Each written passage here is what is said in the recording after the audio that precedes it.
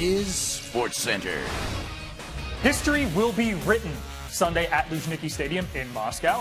Phil Murphy, Ross Dyer, and Stuart Robson here with you. And Stuart, you said whoever controls the midfield will control the tempo and the flow of this match.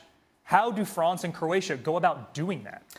Well, Croatia, first of all, they've got three really good passes of the ball, Brozovic, Modric and Rakitic.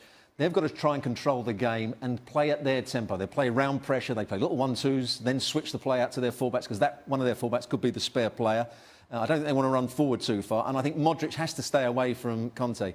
On the other hand, France, Matuidi has got a lot of work to do in that midfield area. He's got to get forward and make runs to go and support the front players. He's also got to stay narrow and stop Pogba getting on the ball, making things, Modric getting on the ball and making things happen. Conte's got to do his job, which is breaking down the passing rhythm of Croatia. And then you look to the other player on the other side, Matuidi. He's the one that has to run forward. He's got to make sure that he gets tight to people. And Paul Pogba's got to get on the ball and make things happen. It's a very key battle in this game. Whoever dominates that midfield area will dominate the game. Both of these nations, Stuart, have kind of been blessed to have 2-point strikers. Are they limited by having Giroud at one end and Mandzukic at the other? Who's going to play the most important part for both of those sides? Well, over the last couple of games, Mandzukic has done well in terms of his goal scoring. He did well against England. He scored against Denmark with a volley. He's a better all-round player, in my view, than Giroud. Giroud's a good box player, but he hasn't shown that in this tournament so far. There's not been enough crosses coming into him. He hasn't linked up the play quite well enough. So Mandzukic is key, but they need Perisic and Rebic to get close to him. Otherwise, there's going to be a problem for him.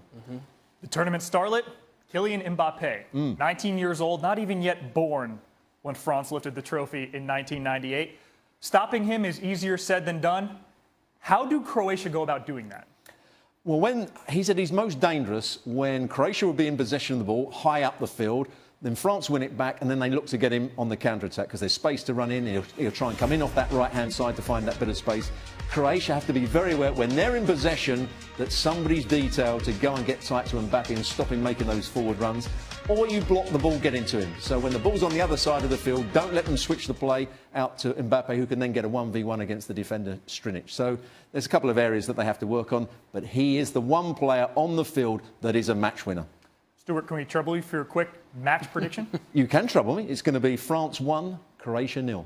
Low scoring, but Les Bleus lift the trophy for the second Absolutely. time. Mbappe then?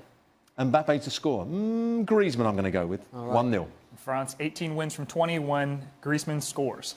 Stuart, thanks so much. For more on this World Cup final and all things from the world of football, keep it locked right here on ESPN.